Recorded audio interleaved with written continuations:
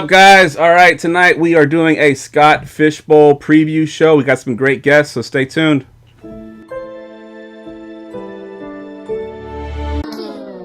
Fantasy football, you dealing with the best. Keep it hype, authentic, this ain't nothing like the rest. With the Armchair Fantasy Show podcast, give advice for all the listeners to improve your stats. Yeah, we live on goingfor2.com. Tuesdays and Fridays, this is what you want. Talking dynasties and daily drafts, and we just getting started, that ain't even the half. Yeah, so go ahead, tell your friends to join. Going for two, cause no one remembers the extra point. Hey, goingfor2.com, the Armchair Fantasy Show. What is going on, guys? All right, welcome to episode 152 of the Armchair Fantasy Show. I'm your host, of course, Jeff Lambert. You can follow me on Twitter at JeffLambert77.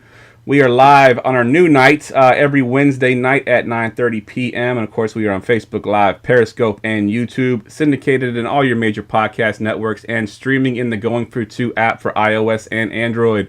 I'm here, as always, with my co-host, Mr. Ryan Searfoss. Ryan, how you doing tonight, man? Hey, fantastic. We've been busy pumping out a ton of podcasts this week and bringing on some great guests to talk Scott Fishbowl.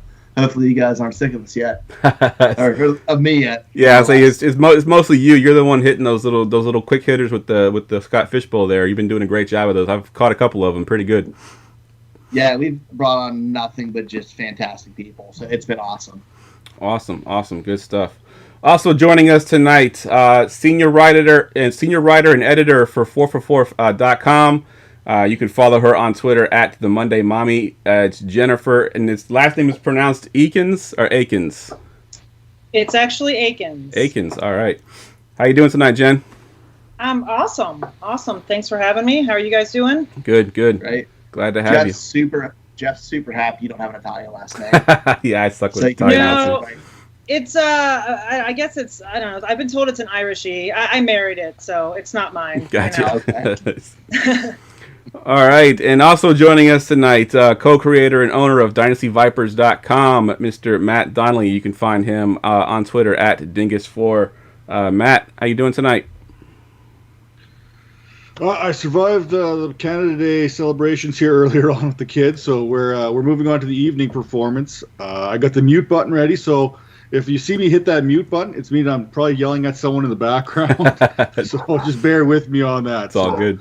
It's all good. We're doing good here. Ryan's dog makes an appearance every podcast. He was just barking right now. So what's Canada Day celebrations entail? Well, if I play my cards right. No,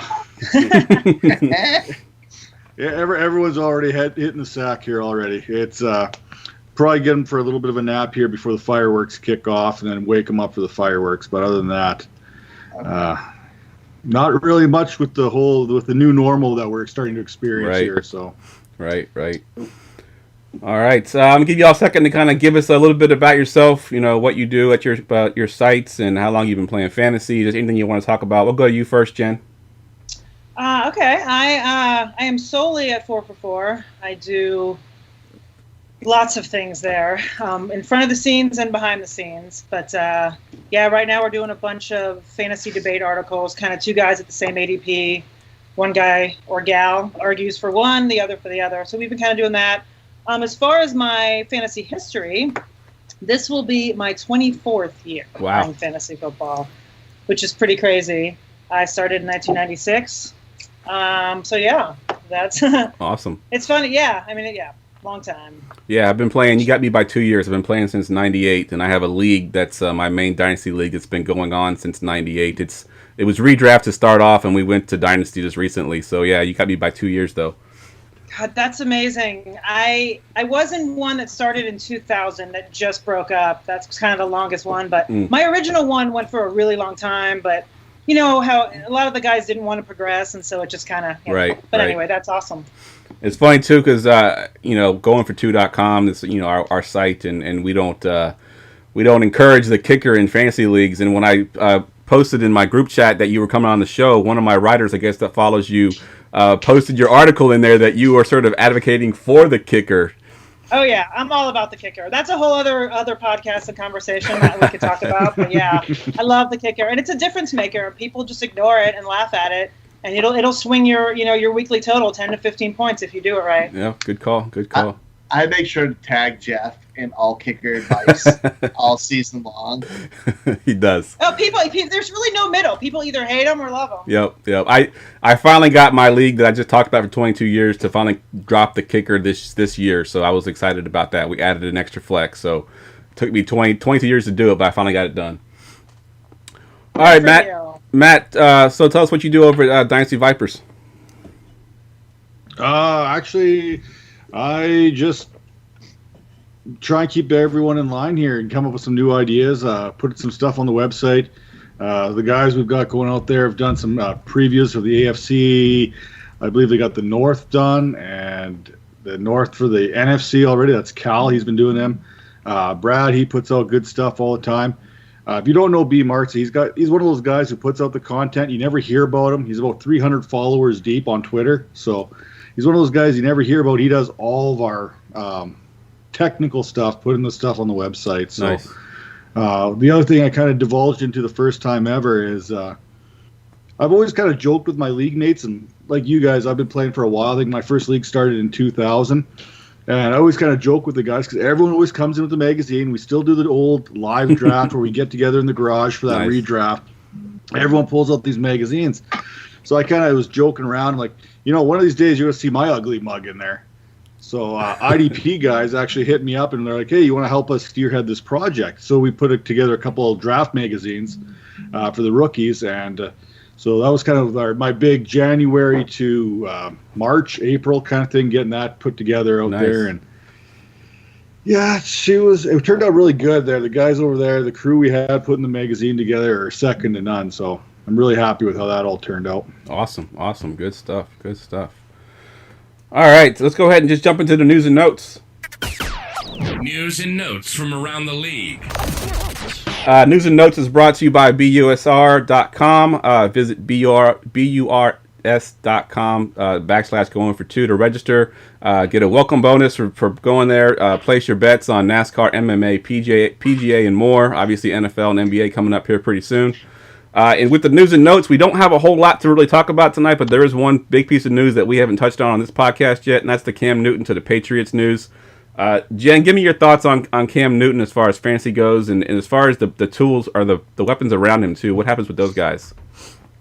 I will say before I get into that, I'm actually very excited about all the Cam that I took back in March and April in like the 15th, 16th round. I'm pretty excited about that.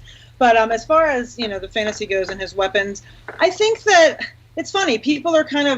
Some people are thinking that maybe, the running back targets are going to take a hit, and maybe Sony and James White aren't going to be as valuable. And then some people are on the other side of the coin, like, oh, fire him up, I think that it's kind of a neutral situation, as weird as that is. I mean, yes, Cam could definitely run more in the red zone, as we all know.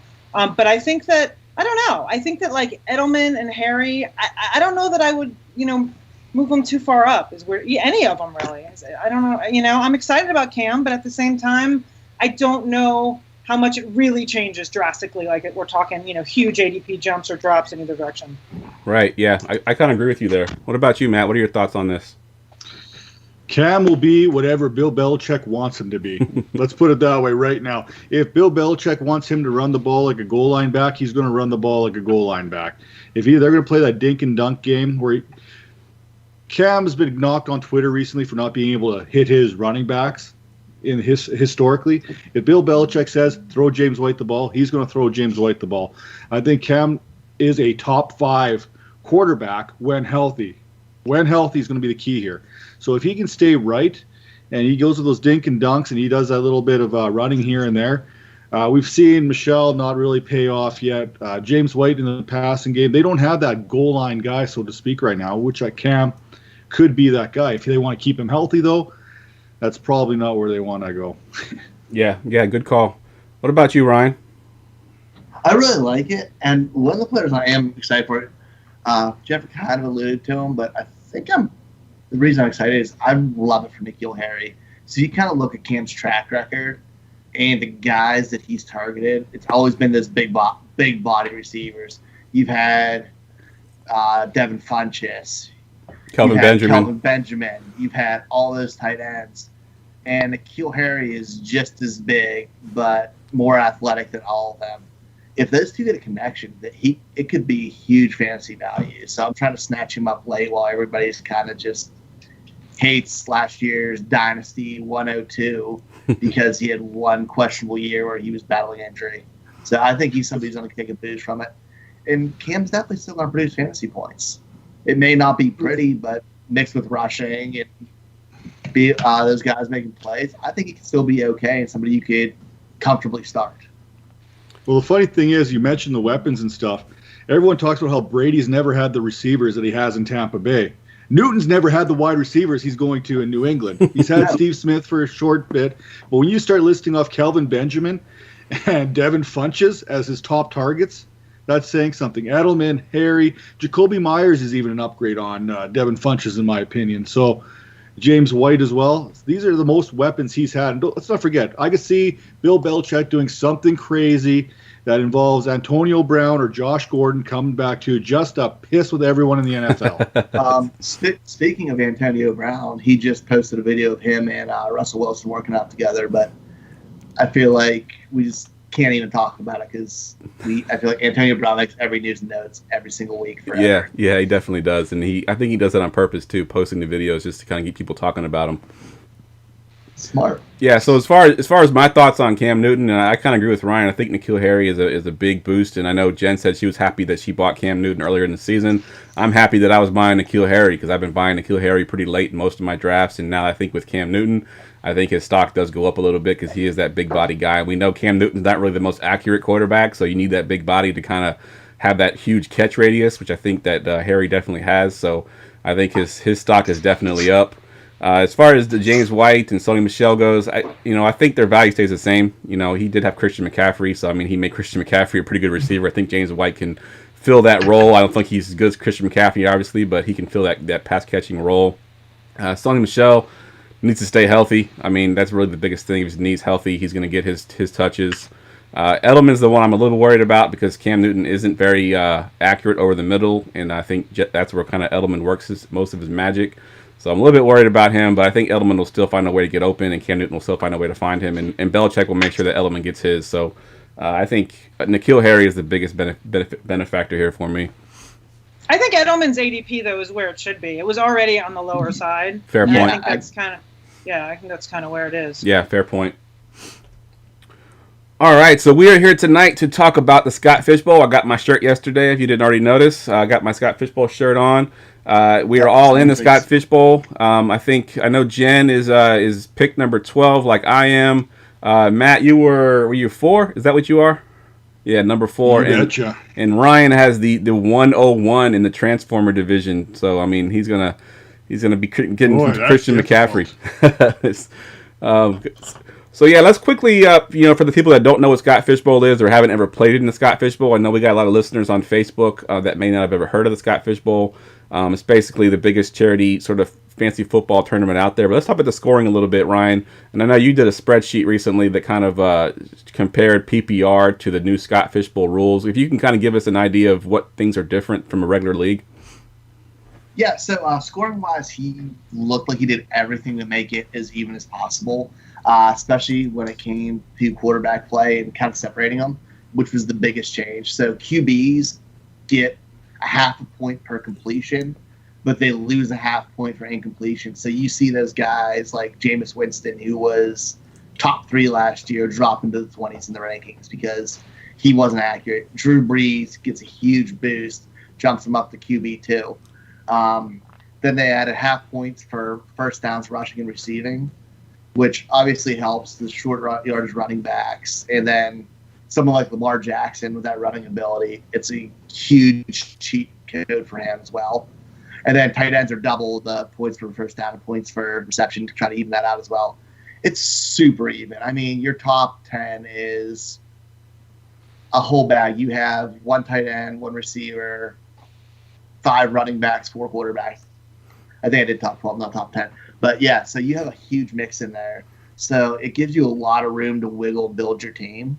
And it even makes it so, if you don't get 2 quarterbacks, you could honestly be comfortable starting somebody in the super flex position due to the scoring, because those lower tier quarterbacks aren't scoring points and they're not outscoring decent receivers to bad receivers.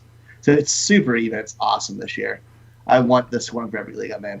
Yeah, it's pretty good. When you first look at it, it's a little bit daunting because you're not really used to it. Once you start seeing some of the breakdowns of how that point system would fit with last year's stats, you're like, okay, I can kind of see where this works out. And I know Scott's always been kind of a way that he tries to find ways to make all players sort of valuable and pretty equal. And I think he's done an excellent job. What are your thoughts, initial thoughts on the scoring system, Jen? What did you think when you first saw the changes? I like it. I play in a couple of redrafts that have already gone to the first down, so I'm kind of used to that, and I like it. I think it's a great thing to score. I like it. I like the quarterback stats. I thought that was interesting. I think sacks, was a great twist to throw in there. Forgot that. Every year he kind of, like you said, he tweaks it and makes it a little more fun, a little more interesting. And I think once again, it's keeps everyone on their toes. Yeah, agreed. We had a question on Facebook. I forgot to, or actually on YouTube, from Kyle. He wanted to know what division everybody's in. Of course, I'm in the Thundercats division. Ryan already mentions in the Transformers division. What division are you in, Matt? I am the Master of the Universe He-Man division. Nice. That was my option number 2 right there. If I didn't get Thundercats, that's the one I wanted, was He-Man. I was a huge He-Man fan growing up. And Jen, what division are you in? I am in the Snoopy Snow Cone Machine division. Nice. I had one of those as a kid too. Those. It was someone tweeted at me. I don't remember who it was. It was funny. It was like the thing was dangerous. I mean, it's like this spinning cheese grater that just it's so dangerous. Just ice shoots out of. There's like blades, Yep. But yeah, I had one too. I loved it. Nice. Yeah, I think the ones that we had when we were kids were a little more dangerous. The ones that I got from my daughter just recently, it's all plastic now. It barely works. Oh, man. Yeah, ours were metal. They were real. Ours were dangerous, and they worked a little bit. But the ones now, I mean, you got to be like superhuman in order to turn that thing because it's all plastic. Oh, man. That's funny. All right, so drafting from, we got the 1st, the 4th, and the 12th. So we got a good mix of picks here. Matt, we'll go to you first. Just kind of an idea of, any mocks you've done. Who are you looking to get at that 4th pick, or who are you hoping is going to be there at 4? Well, obviously, my number 1 target at 104 is Lamar Jackson. Ryan touched on it. Even though he's a Raven, he is a cheat code in this scoring system. And I have seen, it's been interesting because I think for the most part, McCaffrey's going in that 101, 102 range, one or the other. Yep. But I've seen Mahomes, I've seen Jackson, and I've seen Barkley and Zeke all drop to that 104. So if you're sitting at 104, even at 105, I think you're just letting the draft come to you right now. And you're going to be happy with any of those 5 guys dropping down in your lap. But that kind of changes how you look into round 2, especially in the scoring. Now, if you go running back, Barkley or Zeke at 104, coming around at 209, I believe it is. Now you almost have to go quarterback there, taking what's there. You're going to hope like heck that Drew Brees somehow, people don't recognize Drew Brees as a QB2 in this league, drops to that spot. That's what you're hoping for. So you almost want Jackson and then come back and get those running backs like the Miles Sanders, Joe Mixon. Right. As a better option there. I've seen the better drafts I've done, the ones I've liked more, have ended up being quarterback, Lamar Jackson, and then going running back. Nice. From the 4 spot. So that's what I've liked the most, especially the way that the 0 wide receiver seems to pan out very well in this scoring system. Yep. And we talk about the super flex. A guy like Josh Allen last year had 3 negative scoring weeks in this scoring system. Yikes. So we talk about a super flex position. Normally in super flex, you want that quarterback in the super flex. But you got to remember, in this way the scoring is done, that quarterback could give you a negative week and swing everything completely around on you. I think he had something like a -6 or -9 week at one point last year because of the incompletions and the interceptions, even though he can give you those rushing yards. So when you're looking at this, a guy like Derek Carr stands out huge for me. Yep. He's not going to get sacked in Oakland or Vegas. Sorry, that's going to get me every time. Yeah, it'll be the new San Diego. He just took like half my stuff for the end of the show. By the way, the Derek Carr thing. Yeah, he just covered, and Alan, you just covevered like my end of show stuff. Sorry, my bad. Yeah, it's okay. Like I think you're going to look at. I know I'm going to try and go from what I've looked at the 104 is running back heavy and Yeah. often, but trying to get a quarterback and at least 2 running backs in the first 3 rounds. Nice. Jen, I'm And kind gonna of shut up curious. before I take more material. I'm curious to your strategy since we're both in the 112 spot. What are you looking at the 112? As you know, it could go a number of ways. I would love in a perfect world, I would do like a Kelsey Kittle combo. I doubt it would ever happen. We know it's not going to happen. My next kind of, I would love to do Kittle and then like a top 3-4 quarterback. Whoever's there. If that doesn't happen, then it depends on which running backs fall. It's tough, because where we are at 12, there's a lot that has to happen, and it's not a normal draft. So it just depends. We don't know. I only know 2 other people in my division. So I don't even know what kind of players they are, what they're doing. Right. They could go straight up and take like Nuke and, and we're sitting pretty, but I just don't know. Yep. Yeah. But like I said, I would love to go, ideally, probably quarterback, tight end, quarterback Kittle, really. Right. Or Jen, would you take Breeze there?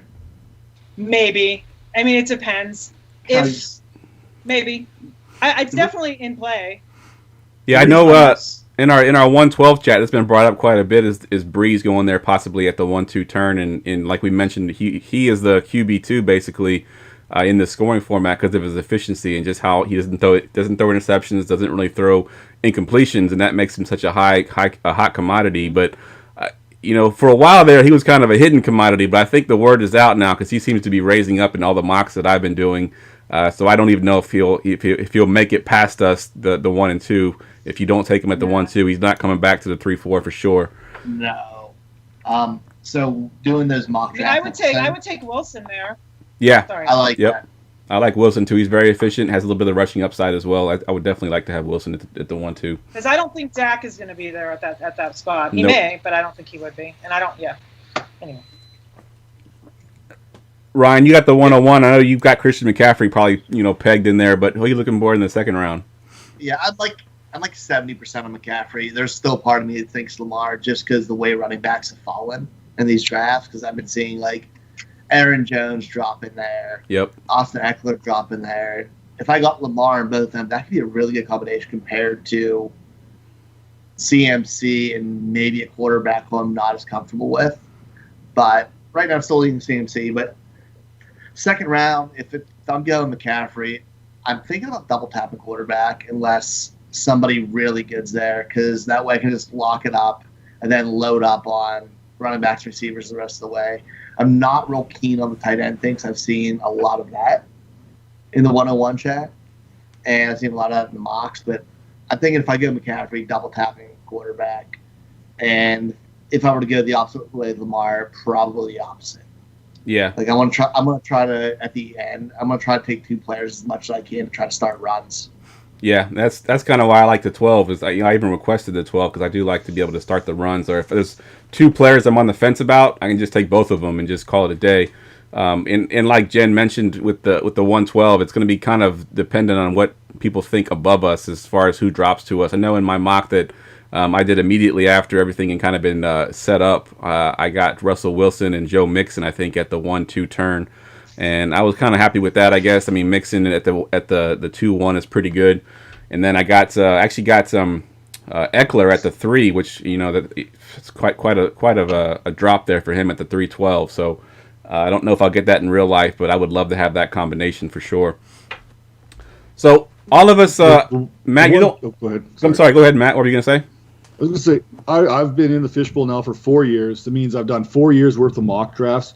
Everything you're doing in the mock draft before Doesn't matter. fishbowl, forget about Yep. it. It don't mean Doesn't matter. You know what? Nope. Which is why I have not done one yet. Nice. That's what I Exactly. Yeah, because you. So I have all these crazy plans going into the mock. I'm going into the Scotch Fishbowl. I feel prepared, and I go in there. And it's like it completely changes, and that's the beauty of this. You get these analysts in there, and I use that term very loosely because anyone who's considering me an analyst, it's a very loose term on this one, right? And then the fans, you got guys, and then you don't forget guys like Halal. I had Halal in my division a couple of years ago, and he went 1-on-1 Delvin Cook. He went Dalvin Cook 101, and I knew what he was going to do because he's been talking to me. We've been DMing for weeks. He goes, "This is what I'm doing." I said, "Okay, yeah, whatever. I'll believe it when I see it." He drops it there, and our chat room just lit up. No one believed he was going to do it, right? But you've got those guys that are just going to come out and they're just going to throw a wrench into it. The whole thing. If you get Sal Pal there, man, he goes in there. He might take Alex Smith in the 3rd round just to mess with everybody. You know what I mean? Yeah, it's crazy because, I mean, you are competing. I mean, I know you're in a 12-team league, so to speak, but if you're playing to win, you got to make some pretty radical picks there in order to stand out. And Dalvin Cook at the 101 definitely is a way to stand out. So that we've all been in the Scott Fishbowl. I'm curious as to some of your mistakes in the past. And Matt, since we're on you, we'll go ahead and go to you first here. What are your mistakes that you kind of have learned over the years of playing in the Scott Fishbowl that you're hoping not to repeat this year? I guess my biggest mistake over the years is patience. We know with the way the Scott Fishbowl is set up, it's a very shallow roster. So you have to work the waiver, but it's not your typical waiver wire. As soon as you release someone, you're probably never getting that player back. Yep. So if you release him, you better damn well make sure he's worth releasing. I released guys that I did not want to release, and they went off at week 6, 6, 7, 8, 9, but you needed to make that move in week 5, and you had to cut somebody. And someone you don't want, you have to cut. So you have to make sure you're patient with that, and kind of play in this way this year. The way the quarterbacks are going, you may feel that you need to release a James White and grab a quarterback who may be lesser. Don't make that mistake. Be patient. You know what? Plug James White into your super flex or whoever it might be, and you don't need to have those 2 quarterbacks in a super flex. So. For me, I guess my biggest mistake over the years has been that patience, because I will cut a guy and bring someone in for immediate help, which doesn't help you long term. Yep, good call. What about you, Jen?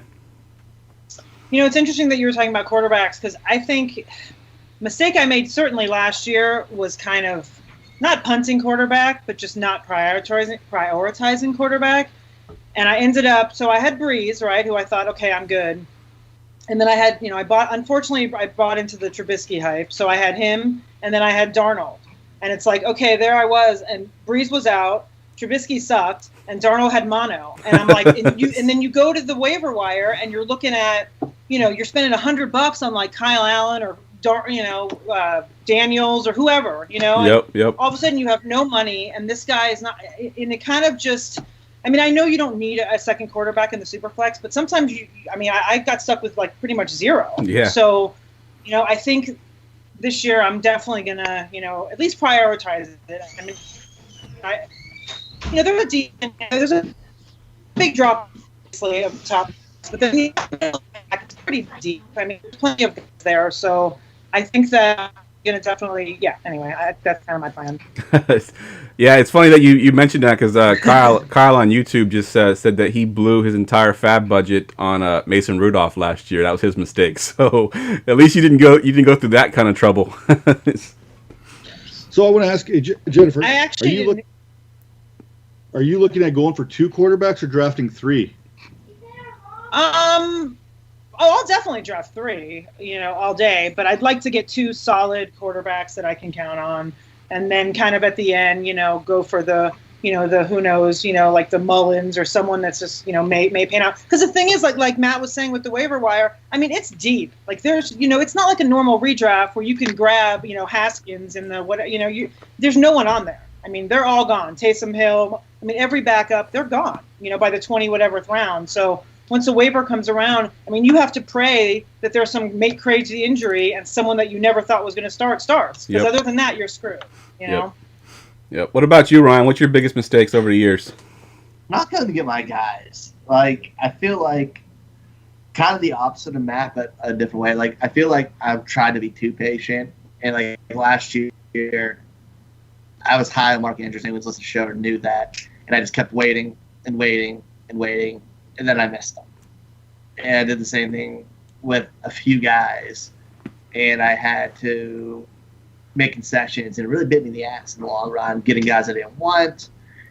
And then I waited on receiver too long in the last 2 years. Like, I punted it because the scoring goes more towards running back and quarterback.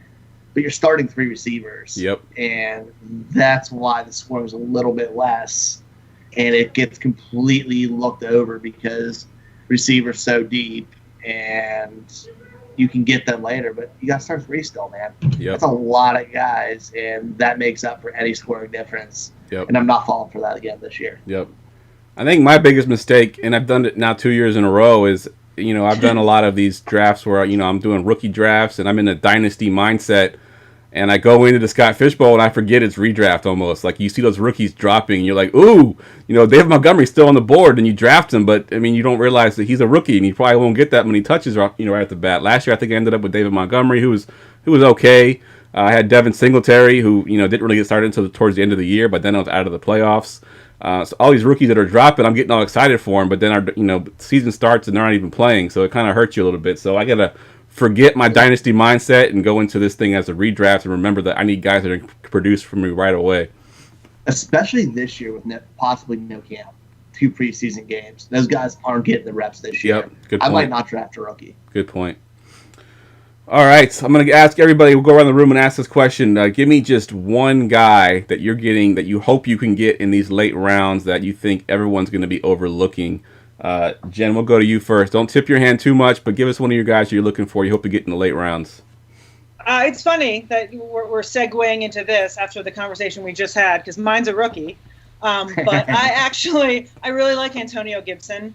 I think that he's someone that in this format, because he's gonna have first downs both receiving and rushing. He's also gonna, and I think that come on, the running back room in Washington is not pretty, and I think he has a real shot. He's not gonna all of a sudden be a bell cow from day one, but I really think he has a shot to get in there, especially just where his ADP is. Some people are on him, but there's a lot of people that aren't. Right. So I think he's someone that I'm going to definitely have on my roster somewhere, just to, just for that dual receiving and rushing points. Yeah, definitely. The versatility there helps him for sure, because he can play receiver, he can play running back. You can get, you can get him on the field quite a bit there for different reasons, and I think that he can definitely pay off his value there from where you got to draft him. What about you, Matt? I don't know how late he's going to drop. Marvin Jones is a target of mine. I'm looking at a little bit later in the mid rounds, because I will be punting the wide receiver position for the most part. I think Marvin Jones gives you that those numbers that you're going to be looking for at that wide receiver position.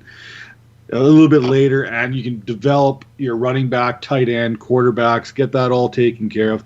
And Marvin Jones will give you that certain thing that you need from the wide receivers going forward.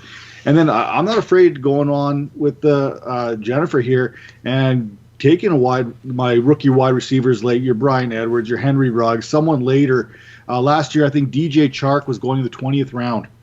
If you're looking at the Scott Fishbowl, sometimes you got to throw that dart at a rookie wide receiver. But I'm not going to prioritize them.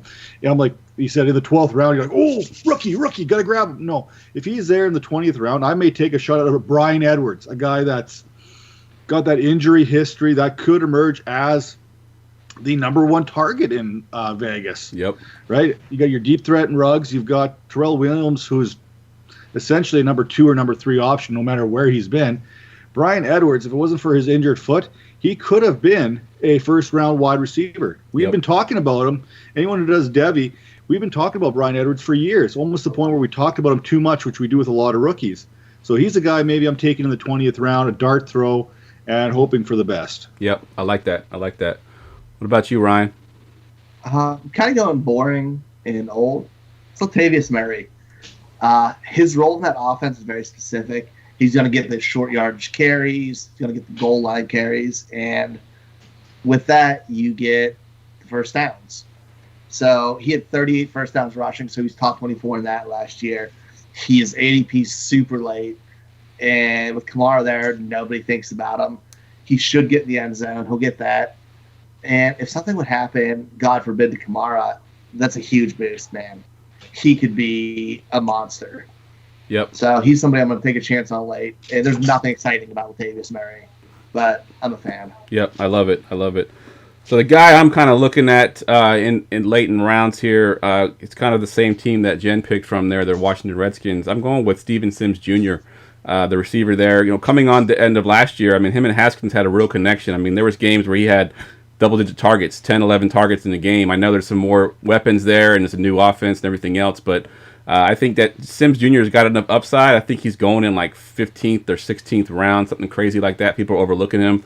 Other than McLaurin there's not a whole lot of receivers for them to really, to write home about. So I think Sims Jr. has an ability. He's super athletic. He's already got a connection with Haskins, so I think that Sims Jr. is going to be my guy this year that I'm looking for super late. All right, let's do a little stock up, stock down. Stock up, stock down. All right, Ryan, I'm gonna go to you first here. Give me one guy is basically stock up or stock down. You can pick which one you want, based on a regular PPR league, and then looking at it from a Scott Fishbowl perspective. Some guy you're either high on or low on. It's Christian Kirk. I think he's a guy who's been getting forgotten a lot in leagues. I think he's gonna make a transition a lot more to the slot this year. He played 32% of the slot last year, and with D-Hop there, that's gonna push him inside. Or it should, because that matches what his skill set is, that quicker receiver throw after catch ability. And I think that helps him with the first downs. I think it gets him more volume in there. And then the other big thing with Kirk is last year he got shadowed almost every game, and he got pulled some nasty corners. He faced Richard Sherman twice, Jalen Ramsey twice, Joe Hayden, Denzel Ward. He got covered by all those guys. And now this year, he's not. Those are going to go to D-Hop, and he's going to be butt naked out there and have in an offense that's going to throw the ball 550 to 600 times. And I love the value, and I think he's a guy who could produce very well in this format. Nice. Is that a professional term there? Butt naked. Butt naked. I love it. Yes, sir. All right, Matt. Give me either a stock up or a stock down guy. I'll let Jennifer take it from here. I'll sit back again and before I steal. Okay. All right, Jen. No, I mean you already covered. I have both Allen and Jones as guys that are down, just based on their offensive lines, based on the sacks and the picks for both of them. As far as up goes, as Ryan alluded, it's painful to say, but Derek Carr, he's only projected for like 9 picks and 28 sacks compared to some of these other guys. I mean, his numbers, I don't know. Honestly, saying that, I don't know if I could actually take him, but I do see him as someone that's much higher than I would have. The other guy I have is Robert Woods. I mean, a lot of people are big on him anyway, but he actually gets rushing first downs, which a lot of wide receivers don't. So He's someone that you might, just sneak up a little bit. I mean, people are already pretty high on him, but I think he's going to do well in this format. Good stuff. All right, Matt, what you got? Okay, with going to the Robert Woods there, Robert Woods, if he gets those touchdowns, look out. He's going to blow things away. Last year, he didn't have the touchdowns. That's why his numbers were down. And I think that's why his ADP is down. So I think he's a fantastic grab. Derek Carr, I'll grab him wherever. I think the way this scoring is set up is perfect for him. I would take him in the 6th round already, off the get-go. Yeah, and you'll probably anyone in my division, you got to get him in the 5th round if you want. You mean the 4th round? At least the 4th round. I might even go. But we talked about that rookies. We kind of combined the rookies with the goal line with the first down. Give me AJ Dillon. Whoa, he's a guy I'm high on in this scoring, simply because both Aaron Jones and Jamal Williams are in their contract year. AJ Dillon right now is the guy in Green Bay. And the reason they got him there is that goal line stuff and those short yardage. He is going to absolutely destroy. He's a guy I think you're going to get much, much later in drafts. And I think he could be a difference maker, a la LeGarrette Blount style, if I may. Yep, good stuff. Ryan, you got another stock up or stock down you want to mention? I'm going to go stock down, and it hurts my heart in every single way to say it. And it's Mark Andrews. Him going in the 2nd round in ADP in almost every mock is too high, man. Yes, he was an absolute stud last year, and he's probably going to lead Baltimore in targets this year. But that offense has grown. There's a lot more pass catchers. They added Duvernay. They have Hollywood Brown, who's going to be healthy. They added J.K. Dobbins. There's so much there. Boykin's supposed to step up. There's so much there that could take away his action. And unless it's Kittle or Kelsey, I don't want to see I don't want to see a tight end that high. Yeah. It's just too high for me. and I hope he goes before that because it pushes other guys down. And I love Mark Andrews; he's one of my favorite players in the league, but that's too much. Good stuff. And it could kill the way you build a roster. Yep. Yeah, I had two stock up guys that I wanted to mention, and Jen took one of them already with Derek Carr. I do think that his stock is definitely up. But the other one I had that we haven't mentioned yet is Ryan Tannehill. He's one of those guys that are, also very efficient, has that rushing upside. And I think I'm looking at your spreadsheet, Ryan. It looks like he jumped up 32 spots from PPR to the Scott Fishbowl League, just based on that efficiency. He's not going to throw the ball a ton, obviously. We got Derrick Henry there, so he's not going to have a chance to turn the ball over very often. He won't take a lot of sacks. And I do think he's efficient enough that he's going to be a pretty good later round quarterback. If you want to wait on your second quarterback, Ryan Tannehill could be a good one. Just to touch base on that. So I subscribe to Analytics for Dummies because I'm not a numbers guy. I'm trying to get into the numbers. Someone posted out a spreadsheet here. I just kind of got it in front of me. Tannehill had like a 33% boom percentage, and how they calculated that with, I believe he had 0 negative games in this scoring. Wow. 0 negative. Now when you have 0 negative games, that means your bust potential is pretty much 0, right? So those are guys you could definitely count on. But if you flip that script, you look at a guy like Tom Brady. He had a 33 or 38% bust potential there because he had 2 negative games. That negative game, those incompletions, is going to come back. So a guy like Tannehill, those safe guys, the Derek Carrs, the Tannehills, these are guys who are going up much higher in Scott Fishbowl than in regular drafts. Yep. I think the quarterbacks really are the ones that were affected most by the scoring this year. You see a lot of those efficient guys jump up. And I know Jameis Winston's not a starter, but his stock went way down. If he was starting in Tampa Bay this year, I mean, he was like quarterback, 3 or 4 last year, something like that.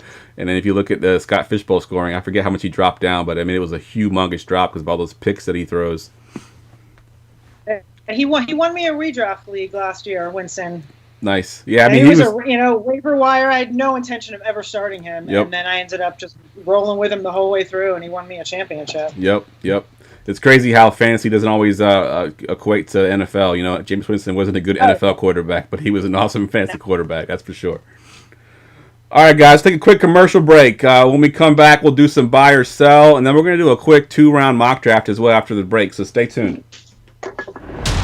In the unpredictable world of fantasy sports, when all hope seems lost and chaos and confusion rule, one hero will rise.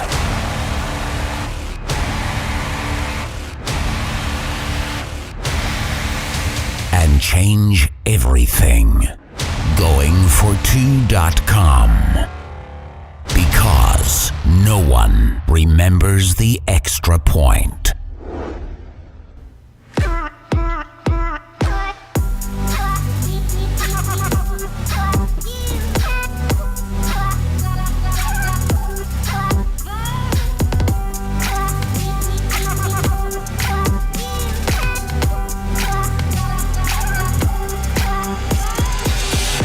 All right, guys, welcome back. I'm here with Matt, Jen, and Ryan, and we are talking some Scott Fishbowl 10 tonight. We just did some stock up, stock down. We did a couple questions based on the Scott Fishbowl scoring, and now we're going to do some buy or sell. Let's go ahead and hit that drop. What you gonna do? Buy or sell? All right, so this first question I had on here, we've kind of already talked about it a little bit. And when I first wrote it, it wasn't as prevalent as it is now that everyone knows this. But I'm going to give it to you anyway, Jen. In this format, is Drew Brees a top 10 quarterback? I am buying Brees as a top 10. I am buying Brees as a top 5. Right on the edge there. Yes, buying. He has minimal, picks and sacks. He's got basically the best pass blocking line in the NFL. He's definitely in this format up there for me. Yeah, for sure. Like I said, he's been talked about as going at the 112 or 201. Definitely from the spots that we're going from. So he's definitely up there as well. Matt, buy or sell? You have to have at least one quarterback after the first 2 rounds. For me personally, I'm buying that. I'm going to need that quarterback probably in the first 2 rounds.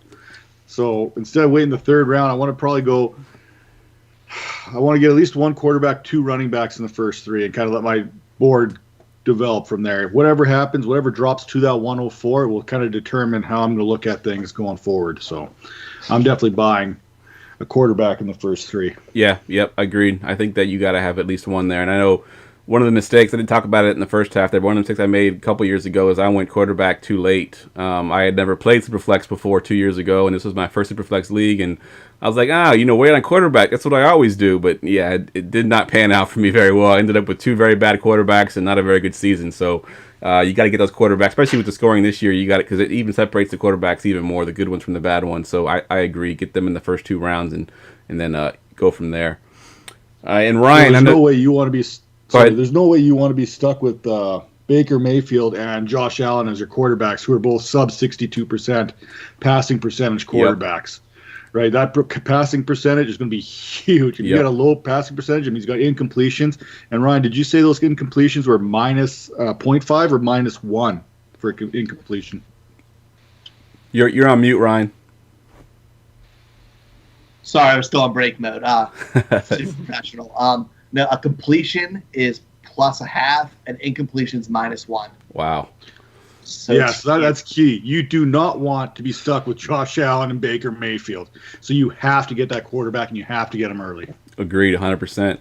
And going with that quarterback, Ryan, I know we kind of talked about your one-on-one a little bit earlier, so you may have already tipped your hand a little bit, but buy or sell, Lamar Jackson is the hands-down 101 in this format.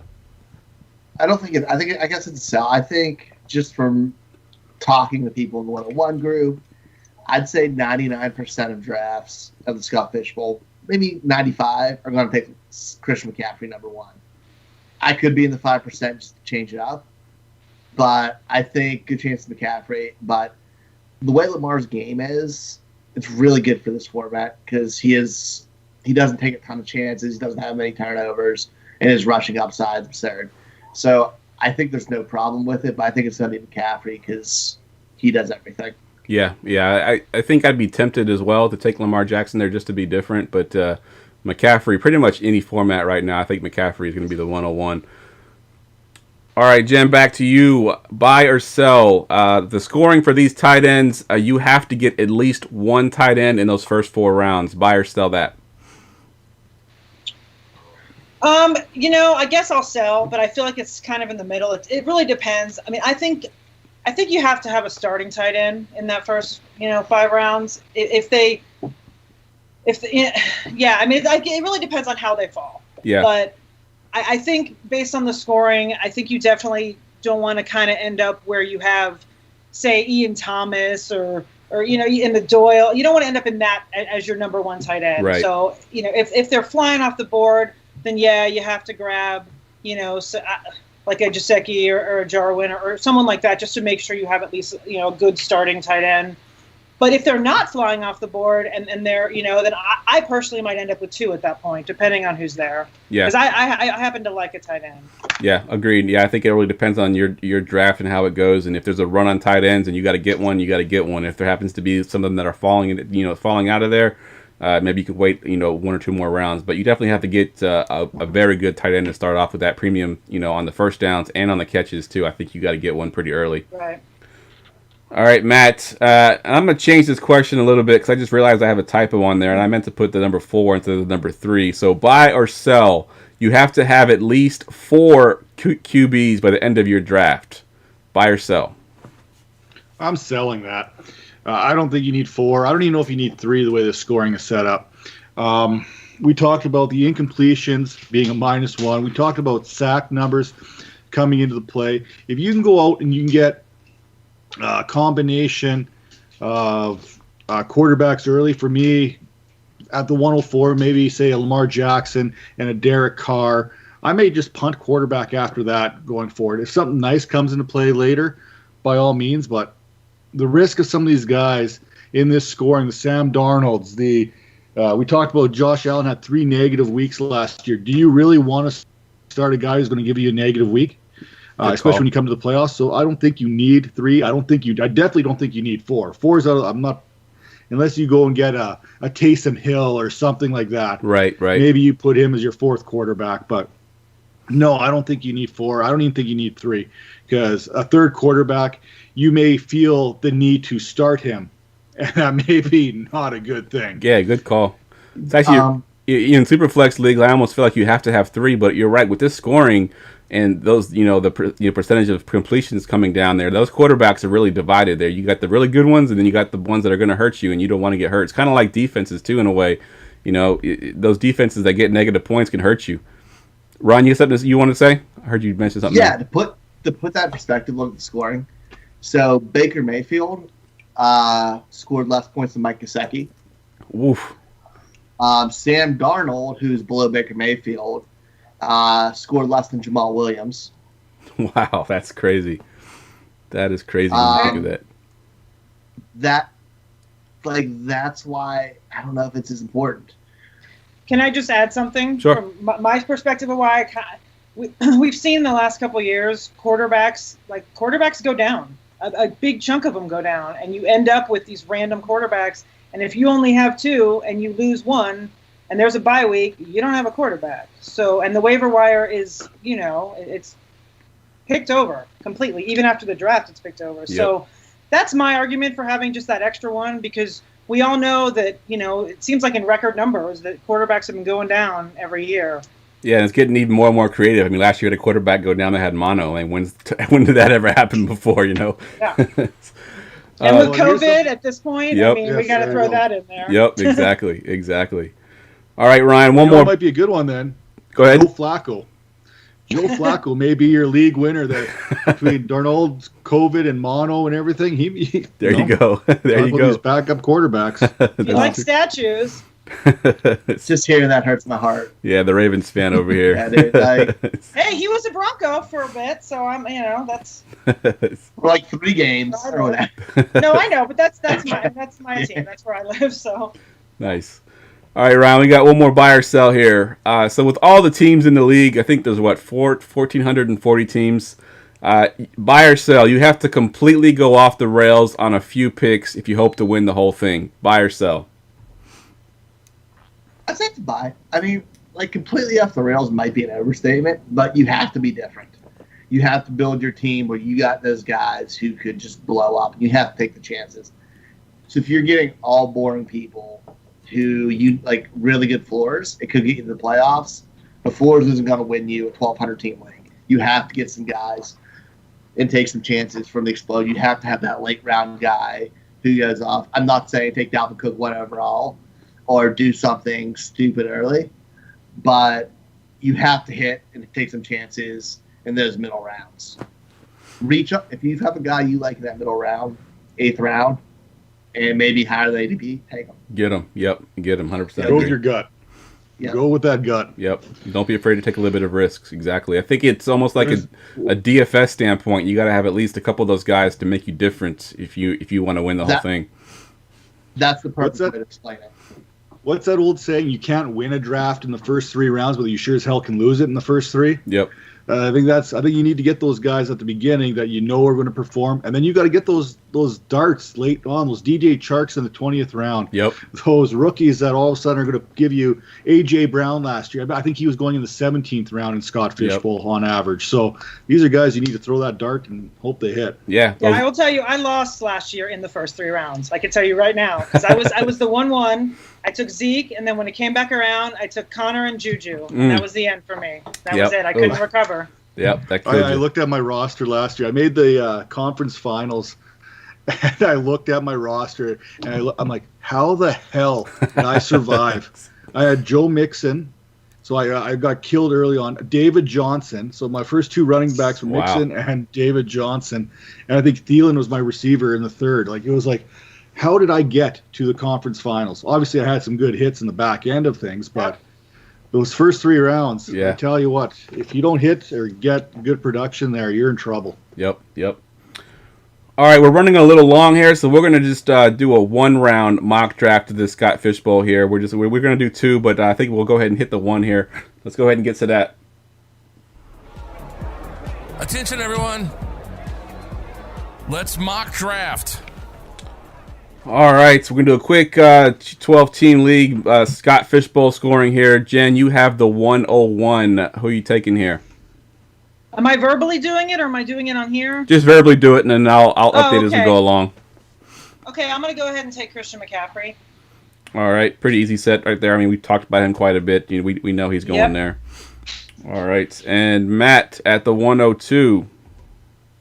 Oh, I'm going to take my 101. I'm going to take Lamar Jackson here. All right, so Lamar Jackson's off the board. Ryan, you got the 103. Keep it chalk going. Patrick Mahomes. He's phenomenal. He has a super safe floor, and he has an unbelievable ceiling. It's easy picking there at 143. All right. 103. All right, y'all are going way too fast for me. I'm trying to keep up with this here, and I'm failing pretty miserably. All right, so let's see. I'm looking at a couple of guys. I think I'm going to have to go. Ryan, who'd you go with again? Mahomes. Okay, you went Mahomes, and I guess I'm going to have to go with Saquon Barkley here at the 104, and then back to you, Jen, at the 105. I think I'm going to go Zeke. Okay, is there a reason you sound like you're a little confused, or you may not be too sure of it? I mean, yeah, no, I don't know. I'm going to go with that. Okay. Because it is a mock. And Bitter from last year with him?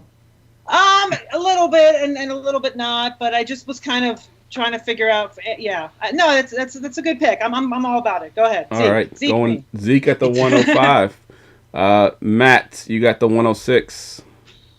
So at 106, every part of me from my starting in fantasy football back in 2000 screams go running back here. Everything wants me to go running back here. But I'm going to go with Travis Kelce at 106. A, because it's not my team. And two, because Travis Kelce, George Kittle, these are guys who should go in this range. Way the tight ends are scoring, they are difference makers. And I think you can get a good running back coming around in the second round still. Yeah, I think Kelce is about going right there in most of those mocks I've been in as well. All right, Ryan, you're up at the 107.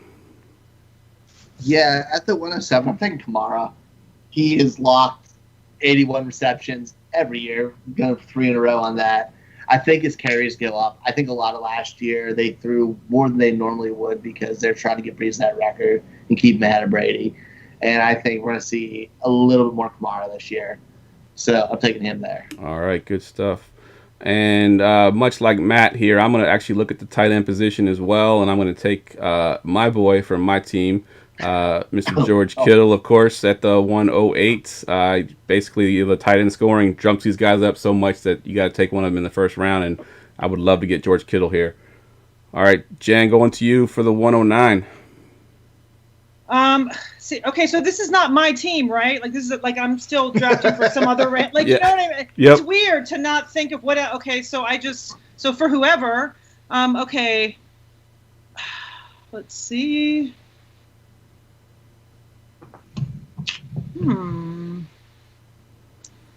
I guess. I'm sorry. What number is this? The 9 technically? The 109. Yep. Okay. Yeah, I'm going to take Derrick Henry. Go with Derrick Henry at the 109. I love it. All right. The 110, Matt. Again, everything screams grab a running back to me. But in this way, this PPR setup, at 110, I thought Drew Brees here was definitely in play. I definitely thought that Dalvin Cook could come into play here.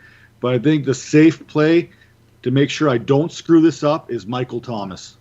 Yeah, there you go. Yeah, the best receiver on the board. You got to go with Michael Thomas here. I agree 100%. All right, Ryan, and you are at the 111. Taking the chance here.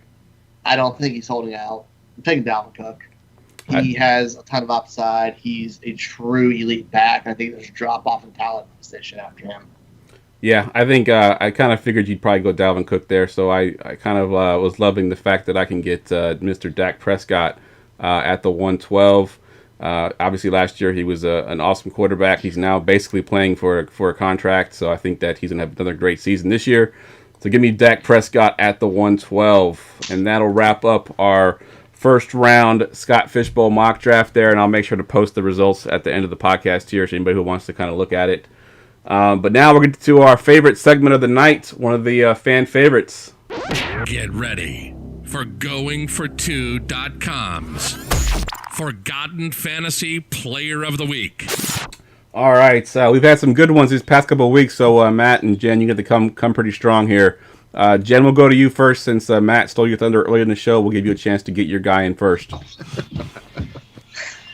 right. Well, I don't know how actually completely forgotten he is, but my guy is one Eric Decker, the God.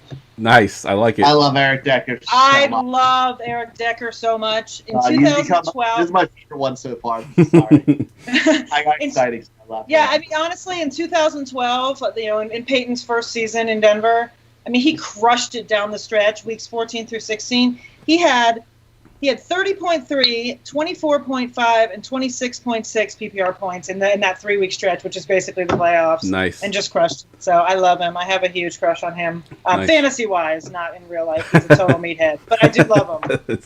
All right, awesome. I love it. It's a lot because Ryan, I think the last 3 or 4 shows, Ryan has said that whoever was called out was his favorite. So for you to have Eric Decker now as his favorite one. Yeah, I mean, they've been great, but I have a soft spot for Eric Decker. He might be one of my most, year after year, he might be the most owned fantasy player ever. I've always got him, rounds 8 through 12. He was always there, and he always had absurd touchdown upside. Nice, nice. Yep. All right, Matt. I'm sorry to do that to you. You got a strong thing to follow up there. You can be able to follow up here? Well, I felt pretty confident my guy was not going to get called out here on this. So my home league, the one from going back to 2000, we've got this trophy that looks like the Stanley Cup, where it's got the winner's name and your winning roster all etched into it. Nice. It's a pretty cool thing. So I called up the guy who has the trophy currently. I'm like, can you read me my roster from 2002? And he reads me the names. I'm like, Charlie Gardner, yes! Nice. Charlie Gardner. Do you guys remember what Charlie Gardner did in 2002? No. Anyone? Nope. Okay, here we go. I had to pull this up, why I put him on the trophy. Charlie Gardner had 182 rushes for 962 yards and 7 touchdowns. Then he followed that up with 91 receptions. Wow. 941 yards. He had 11 touchdowns and 1,903 total yards from scrimmage. Whew. Charlie Gardner, 2002. That was my first year of fantasy. He had 4 seasons in a row dating back to 1999 in which he had 1,764, 1,789, 1,417, and 1,903. Nice. What? Charlie Gardner. Where was he at in that season that you had him? Because I know you played for a couple different teams. What team was he at for that year? He was with Oakland. This was his second year with the Raiders. Nice. Yeah, he played. Of course, being a Raiders fan, I had to get him. Right. Exactly. He came from I think he was his best seasons were on the Bay between San Francisco. He had those 2 1,700-yard seasons, and then he came to Oakland and performed as well. Yeah, I remember them from. I'm a San Francisco fan, so I remember him from our days there, and I hated losing him to Oakland. But he was a very productive back there for a long time. He was sort of the pass catching back before the pass catching back became sort of a thing, in which nowadays it's everyone's a pass catching back. But yeah, I love me some Charlie Gardner. Great pull there for sure. All right, guys, that wraps the show up there. We're going to go around the room real quick. Give us your Twitter handle again. If you want to plug anything, you want to plug your show or your website or whatever you want to plug, just go ahead and hit that. So, Jem, we'll go to you first. You can find me on Twitter at the Monday Mommy, and I am at 4for4. We have a ton of content on everything from betting, Dynasty, redraft, best ball, DFS, all of it. And we have a ton of it coming out. Good stuff. All right, Matt. Yeah, you can catch me over in about 5 different leagues that Ryan's in. You can catch me on Twitter at Dingus4, over at Dynasty Vipers, dynastyvipers.com. Check us out there. We're kind of dibble-dabbling into the next football drug, I guess. I don't know the best way to put it. Contract salary leagues. So I've got a couple leagues that are 32 teams or 28 teams that base your roster off of the NFL actually roster. So you go to Sport Track and you kind of go through there. So some of the articles we're going to be kicking out are going to be based on player salaries and how to construct your roster around that. Nice. Going forward. So guys like Von Miller, who are eating up $25 million of your $125 million cap, are probably not good investments. Wow. Right? So awesome. Good stuff. Ryan? For find me obviously here on Wednesdays now. Weird to say. I'm on Twitter at RyanSearfoss at Foss534, new Twitter handle. Don't confuse it. I am putting up Dynasty War Room episodes. We have like 5 more after release for Scott Fishbowl mock drafts. We have some great guests coming on for those. And I'm going to be putting out another podcast series over at Dynasty Draft Room really quickly with Matt Hicks and Eric Adams, where we're going over projections for all 32 teams. I think it's going to be another quick episodes as well. So it's going to be super busy coming up. Yep. Really excited for it. Good stuff. Good stuff. As always, guys, you can follow me on Twitter at JeffLambert77. And the only thing I had to plug is still the same contest that I've been running. I'm calling it the quote-unquote DFS Scott Fishbowl. It's the Grinders Championship. The belts, I just got word yesterday. The belt did finally ship. So we are, it's a DFS week 1 only contest. It's free to join. We're just asking that you donate to my GoFundMe page. I think we're up to like $200 now on the GoFundMe page. Last year we raised a little over $800. So hoping to beat that record this year, and the winner this year gets the championship belt, a custom championship belt that I ordered. So definitely check that out if you go to goingfor2.com/grinder. Like I said, free to join. Ryan, you raising your hand there. What you got? I forgot one thing. I'm raffling off the autographed Mark Cooper helmet for Fantasy Cares. We're giving it away on the Podathon on Monday. Did you just say Mark Duper?